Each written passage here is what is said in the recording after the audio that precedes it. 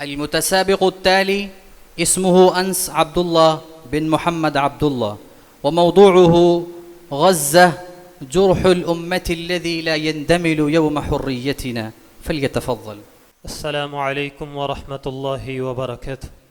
الحمد لله الذي جعل في الأرض بقاعا ترفع راية الإيمان وتسطر في صفحات الزمان ملاحم العز والعنفوان، والصلاة والسلام على النبي العدنان محمد خير من قاوم الظلم وأقام ميزان العدل والإحسان.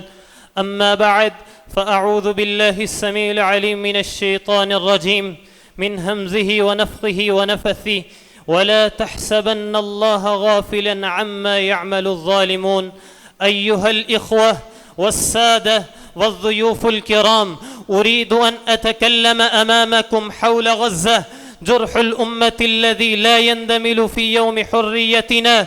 يا أمة الإسلام، غزة مدينة محاصرة، ولكنها بالإيمان محررة، بالثبات مزدهرة، وبالدماء معطرة. هي الرمز الذي لا ينكسر، والصوت الذي لا ينحسر، والنجم الذي لا ينحدر. يا أمة الإسلام، فغزة ليست قضية عابرة، بل نداء في ضمير الأمة. يقتل الأطفال فلا ينتفض الضمير، تهدم البيوت فلا يهتز المنبر، تمنع الأدوية والماء ويظل الصمت سيد الموقف.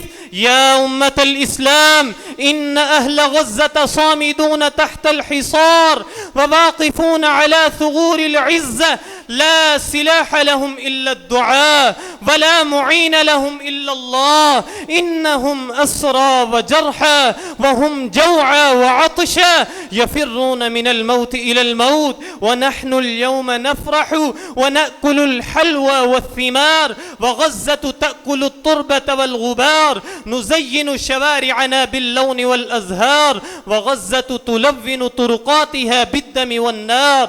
ونحن نسعد بخطب الخطباء، وغزة تخطب للعالم بلغة الشهداء. فهلا سجدنا لله دعاء، فهلا رفعنا الرايات خجلا، فهلا نصرناهم بما نقدر عليه.